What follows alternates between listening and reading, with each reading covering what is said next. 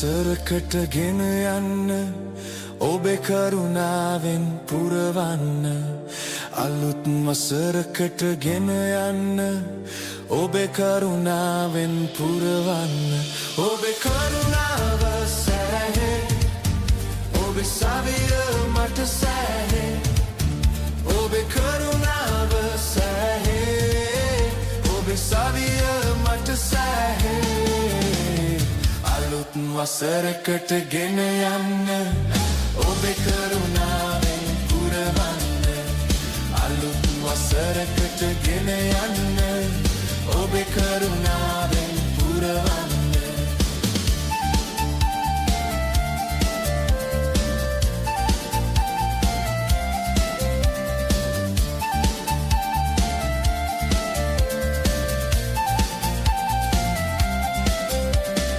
ආරම්භයි සුළුවද නිමාව සම්පූර්ණ වේ ආරම්භයි සුළුවද නිමාව සම්පූර්ණ වේ හිඟකම් සැපිරෙන්නේ අග හිඟකම් සැපිරෙන්නේ වියලි බිම් සශ්‍රීක වේ ඕ වියලි බිම් සශ්‍රීක වේ ඔබේ කරුණාව සැහේ ඔබේ සවිය මට සැහේ ඔබේ කරුණාව සැහේ ඔබේ සවිය මට සැහේ අලුත් වසරකට ගෙන යන්න ඔබේ කරුණාවෙන් පුරවන්න අලුත් වසරකට ගෙන යන්න ඔබේ කරුණාවෙන් පුරවන්න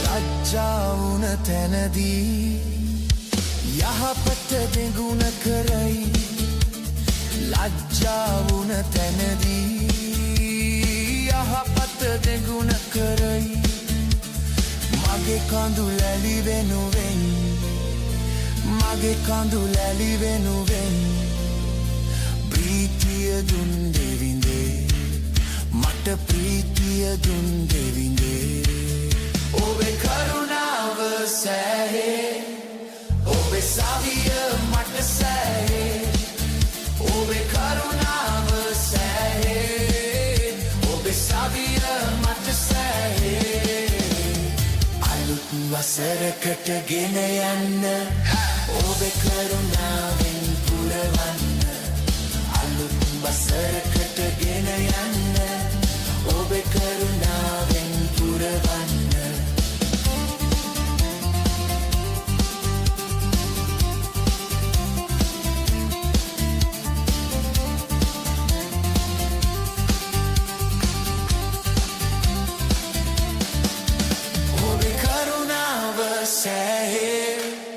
ඔබේ සවිය මට සැහේ ඔබේ කරුණාව සැහේ ඔබේ සවිය මට සැහේ අලුත් වසරකට ගෙන යන්න ඔබේ කරුණාවෙන් පුරවන්න අලුත් වසරකට ගෙන යන්න ඔබේ කරුණාවෙන් පුරවන්න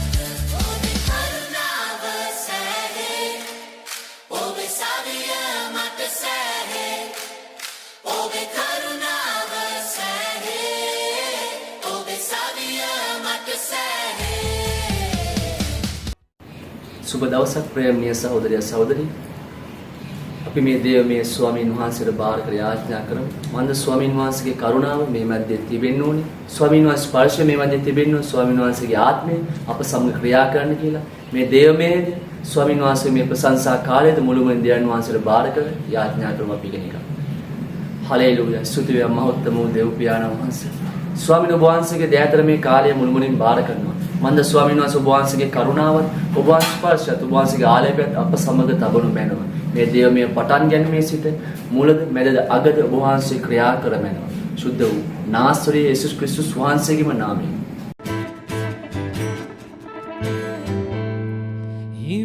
වියසේ මා සිටින්නේ ඔබ පමණයි නම දින්නේ මේ දේශය ඔබේ නම පතුරන්නම් තේරුම් ගන්නේ සැවොමා අප දෙවිදුන්ගේ සේනාවයි රජදුන් හා පෙරටම යන්නේ සටන් කරා ආසිපත ගමු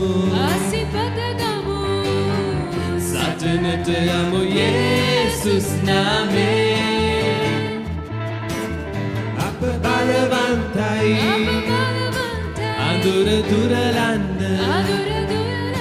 ප්‍රශංසාවෙන් අන්ධකාර නැති වී යයි ප්‍රශංසාවෙන් අන්ධකාර ප්‍රශංසාවෙන් අන්ධකාර ප්‍රශංසාවෙන් අන්ධකාර නැති වී යයි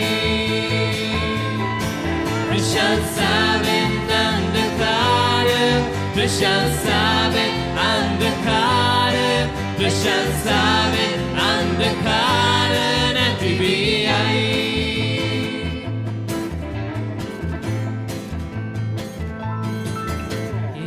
වියසේ මා සිටින්නේ ඔබ පමණයි නම දින්නේ මේ දේශය ඔබේ නම පතුරන්නම් තේරුම් ගන්නේ සැවොමා අප දෙවිදුන්ගේ සේනාවයි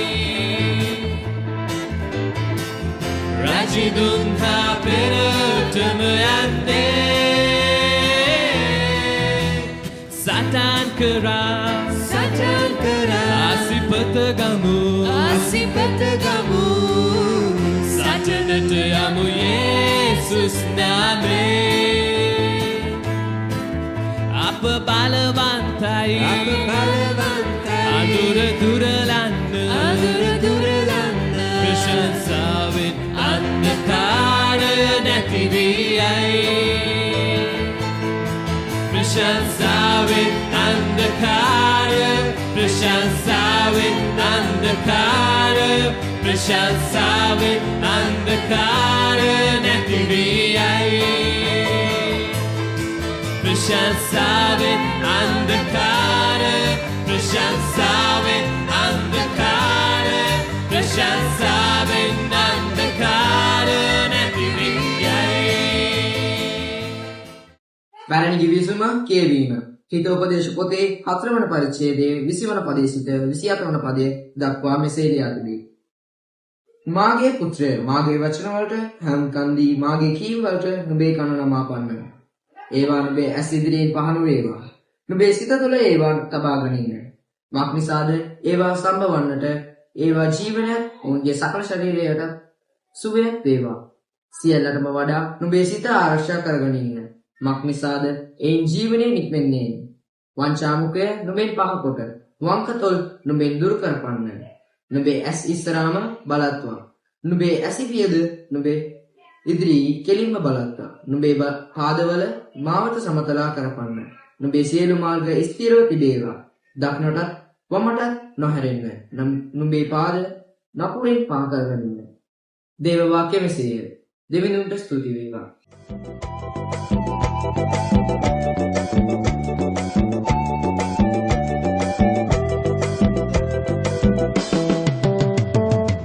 වෙනස් වෙන්න ආසයි සමිදේ වෙනස් කරන්න ප්‍රේමේ දෙවිදේ මා වෙනස් වෙන්න ආසයි සමිදේ වෙනස් කරන්න ප්‍රේමේ දෙවිදේ මගේ ක්‍රියාව මගේ සිතුවිල්ල මගේ කතාව ඔබ වගේ වෙනස් කරන්න මගේ ක්‍රියාව මගේ සිතුවිල්ල මගේ කතාව ඔබ වගේ වෙනස් කරන්න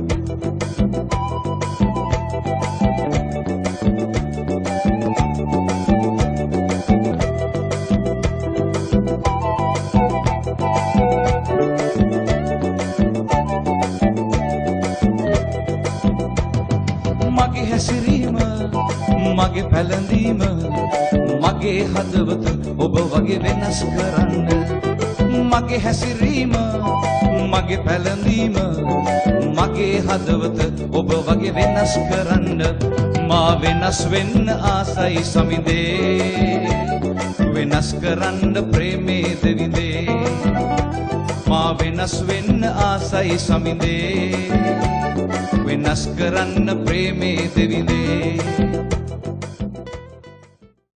ශුද්ධ වූ සුභාරංචිය ශුද්ධවර මතයතුමාට අනුව ලියන ලද සුභාරංචි 3 වෙනි පරිච්ඡේදයේ 13 වෙනි පදයට පටන් ප්‍රකාශ වන සුභාස්නයට සවන් දෙන්න. මතය 3:13 සිට 17. එකල යේසුස් වහන්සේ යෝවාන්ගේ බෞතිස්මය ලබන පිණිස ගලිලයේ සිට යෝර්දානයට ආසේක. නමුත් යෝවාන් උන්වහන්සේ වළක්වමින් ඔබගේ බෞතිස්මය ලබන්නට මට යුතුව තිබේදී ඔබ මා වෙතට එනසේක්දැයි කීවේය. යේසුස් වහන්සේ ඔහුට උත්තර දෙමින් දැනට ඉඩ අරින්න මක්නිසාද මෙසේ සියලු ධර්මිෂ්ඨකම් සම්පූර්ණ කරන්නට අපට සුදුසුයි කීසේක. එවිට ඔහු උන්වහන්සේට ඉඩ ඇරියේය. යේසුස් වහන්සේ බෞතිස්ම ලැබ එකෙනෙහිම දියෙන් ගොඩ නැගුණු සේක. බලව ආස උන්වහන්සේට විවරලිය. දෙවියන් වහන්සේගේ ආඥාන් පරිවියකු මෙන් බසිනවාද තමන් පිටට පැමිණෙනවාද උන්වහන්සේ දුටුසේක. තවද ඔහු මාගේ ප්‍රේමවන්ත පුත්‍රයාය. ඔහු කෙරේ ඉතා ප්‍රසන්නව සිටිමි ආසෙන් හඬක් විය. සිටු සමිඳුන්ගේ සුභාස්න මෙසේය. ජීවන ජලයෙන් මගේ හද සෝදා දෙනු මැන සමිඳේ ඔබ ගැන පහදා ජීවන ජලයෙන් මගේ හද සෝදා දෙනු මැන සමිඳේ ඔබ ගැන පහදා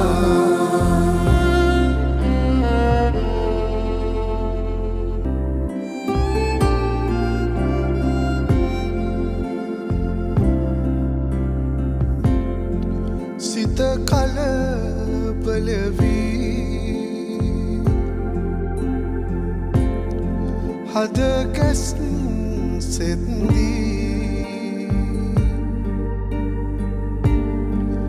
මගේ තනියට ඔබ ආවා සමිඳේ සිත කලබල වී හද ගැස්න් සෙත්දී මගේ තනියට ඔබ ආවා සමිඳේ ජීවන ජලයෙන් මගේ හද සෝදා දෙනු මැන සමිඳේ ඔබ ගැන පහදා දුක් කරදර ඇති මෙහෙමනු ලෝකේ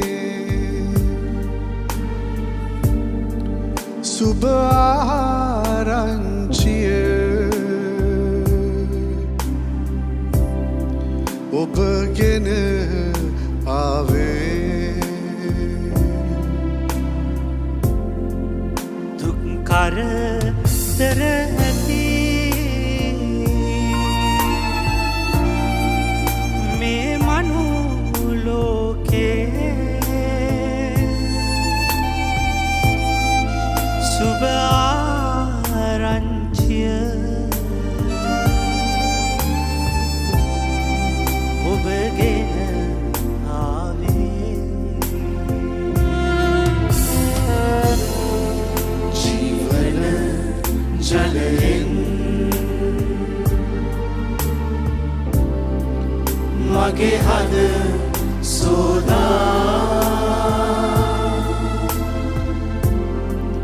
දෙනු මැන සමිදේ ඔබ ගැන පහදා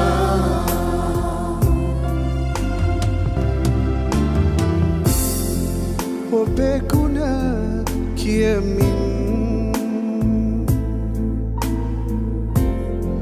තුති කිහි ගයමි ඔබේ නම කියමින් පාසිප ගනිමි ඔබේ ගුණ කියමින්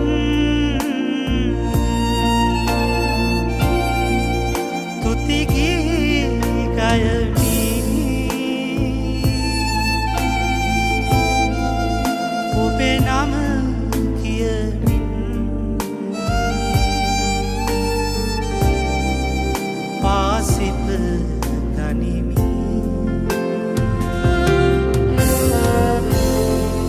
ජීවන ජලයෙන්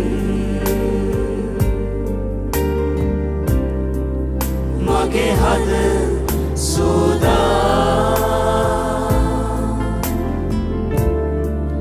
දෙනු මැන සමිදේ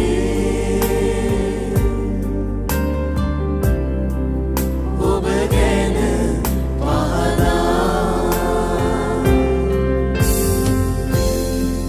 ජීවන ජලයෙන් මගේ හද සෝදා දෙනු මැන සමිදේ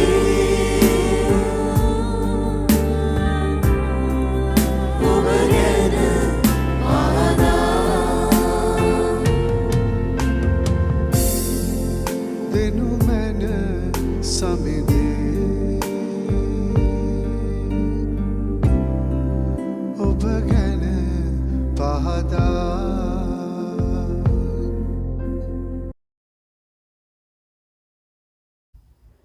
ජේසුස් වහන්සේගේ නාමයෙන් ඔබ සැමට ආශිර්වාද.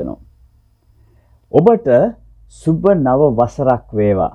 මේ සතියේ සුභාරංචි වාර්තා වලින් අපේ කියවීම අරගන්නේ සුදු මතෙව් 3 වෙනි පරිච්ඡේදයේ 13 වන පදයේ සිට 17 වන පදය දක්වයි.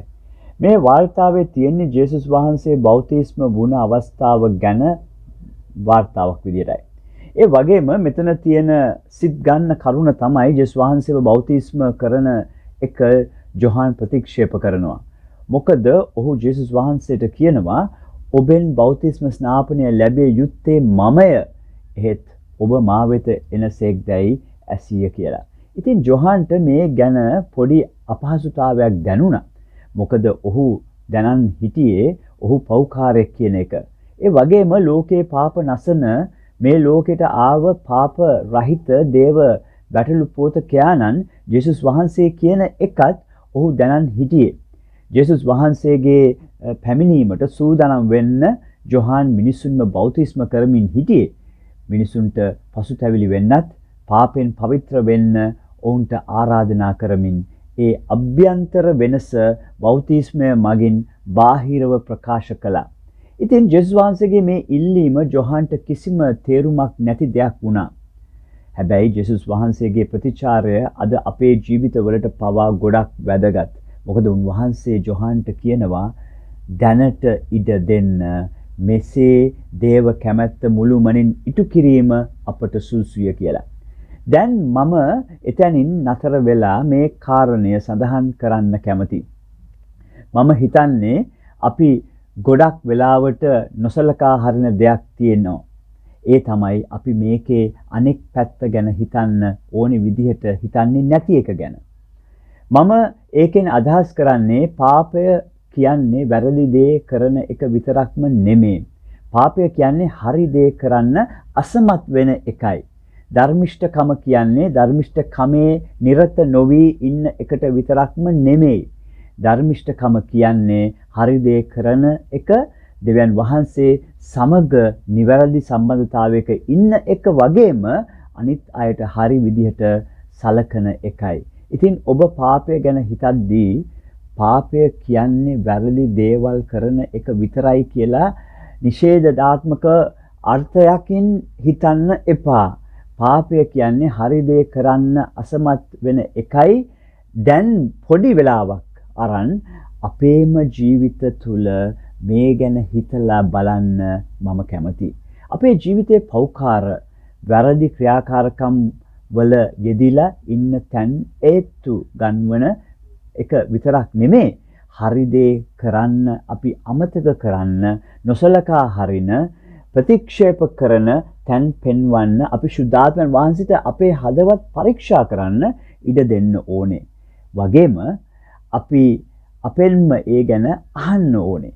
ශුද්ධ ලීවිල පුරාවටම අපි ධනාත්මකව, ක්‍රියාශීලීව, චේතනාන්විතව ජීවත් වෙන්න ඕනි විදි ගැන වගේම අපි කරන්න ඕනි දේවල් ගැනත් ගොඩක් ආඥාවන් දීලා තියෙන්නේ. ශ්‍රේෂ්ඨ ආඥාවෙන් පවා කියන්නේ ඔබ ගොස් සකල ජාතීන් ගෝලයන් කරන්න. ඒක ආඥාවක්.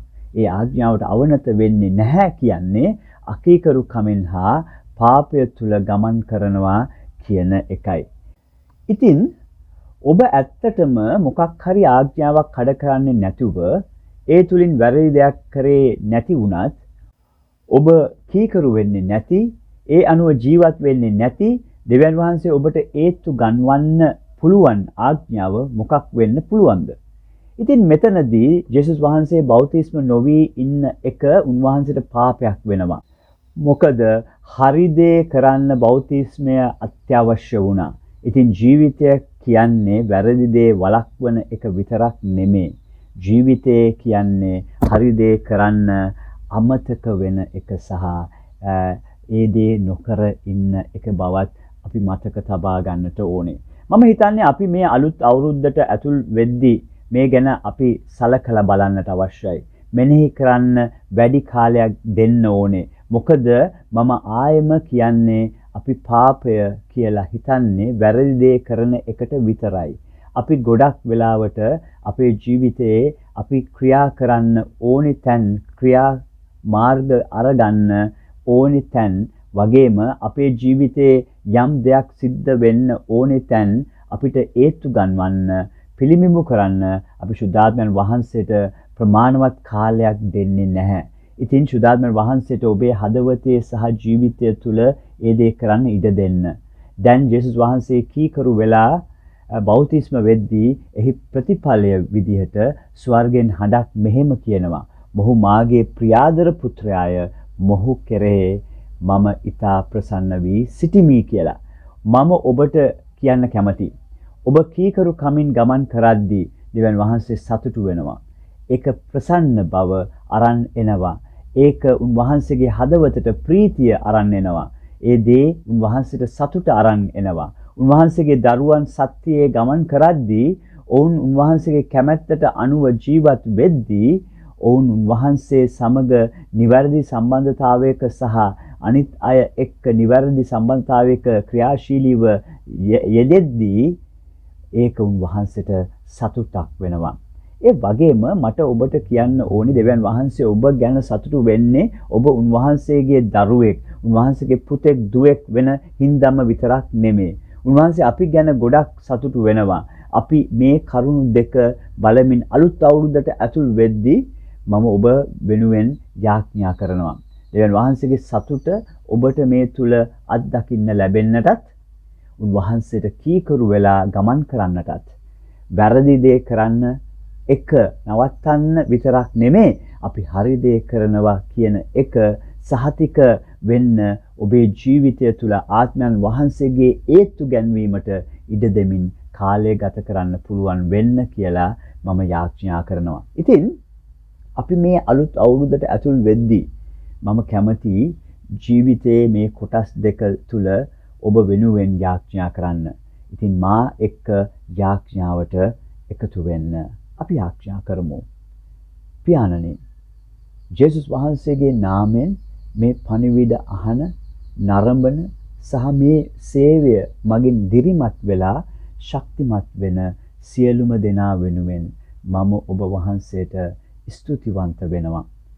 20යි 26 වසරට පා තබන ඔවුන්ව ඔබ වහන්සේ ආශිර්වාද කරන ලෙස මම යාඥා කරනවා. ක්‍රිස්තුස් වහන්සේ කෙරෙහි පමණක් තියෙන ඇදහිල්ලෙන් ලැබෙන ධර්මිෂ්ඨකම සැබෑ ධර්මිෂ්ඨකම තුල අපිට ගමන් කරන්න වැරදි දේ කරන එකෙන් අයින් වෙන එක පමණක් නෙමේ ඔබ වහන්සේ වෙත හැරිලා නිවැරදි දේ කරන ධර්මිෂ්ඨකමෙන් අපිට ජීවත් වෙන්න උපකාර කරන ලෙස මම යාඥා කරනවා.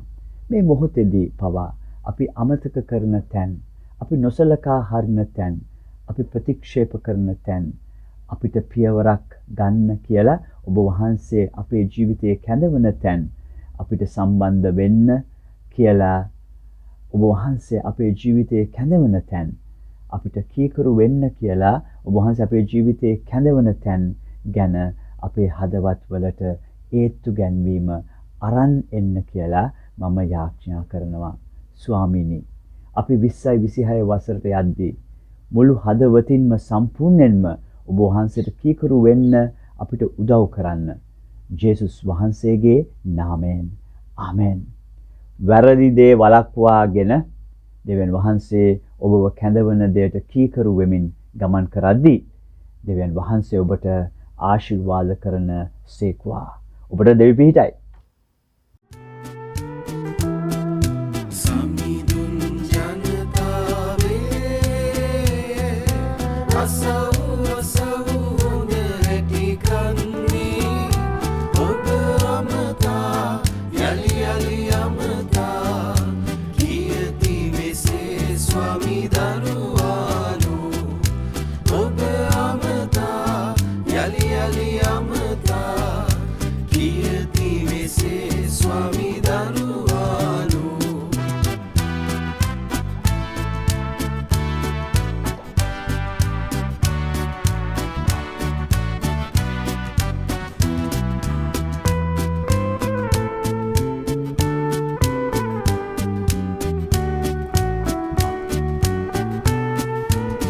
මම වෙමි ඔබව මවාලුවෝ මම වෙමි ඔබව හදා වැඩුවෝ මම වෙමි ඔබව මුදාගත්තෝ නොපැකිල සිටියු නොබා නොපැකිල සිටියු නොබා සමිඳුන් ජනතාවේ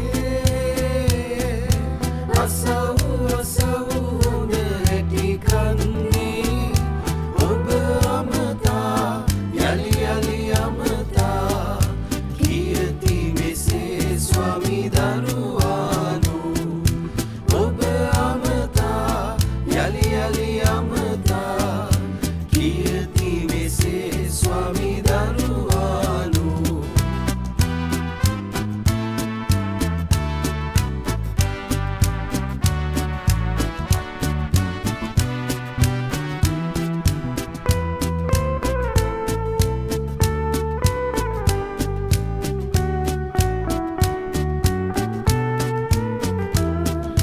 ගතිමි ඔබව මා ළඟට අඬගා ඔබේ නම කියා කියා අඬගා ඔබයි ඔබයි මා සතුරුමේ ඔබ මගේ අයිතිය වේ ඔබ මගේ අයිතිය වේ සමිඳුන් ජනතාවේ අසව් අසව් හොඳ හැටි කන්නේ ඔබ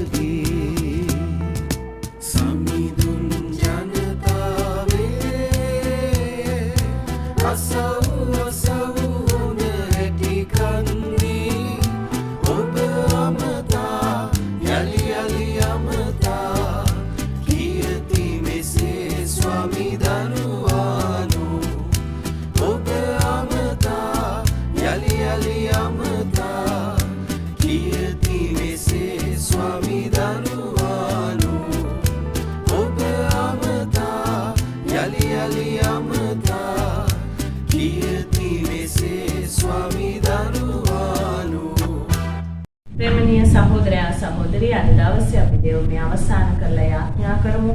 ස්වාමීන් වහන්සේ අද දවසේ අපිට එක ක්‍රියා කළා, අපිට ආශිර්වාද කළා.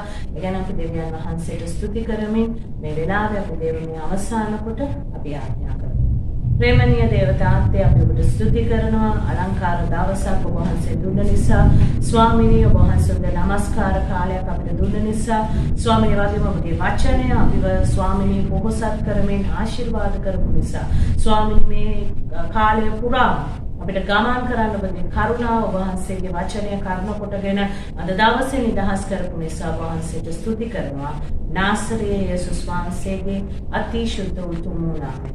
ආමේන්. සියලුම ඥානාතිකාන්ත වූ දෙවියන්ගේ සමාදානය, දෙවියන් හා උන්වහන්සේගේ පුත්‍ර වූ අපගේ ස්වාමී වූ යේසුස් ක්‍රිස්තුස් වහන්සේ දැනගැන්මෙහිද ප්‍රේම කිරීමෙහිද ඔබගේ සිත් සහ කල්පනා ආරක්ෂා කෙරේවා. පියානෝය, පුත්‍රයානෝය, ශුද්ධාත්මයානෝය යන සියලු බල ඇති දෙවියන්ගේ ආශිර්වාදය ඔබ අතරේ පිහිටා ඔබ සමග නිතර පවතිවා. ආමේන්. සමාදානෙන් පිටත්ව යන්න, කිතු සමිඳුන්ට මෙහෙ කරන්න, කිතු සමිඳුන්ගේ නාමයෙන්මය. ආමේන්.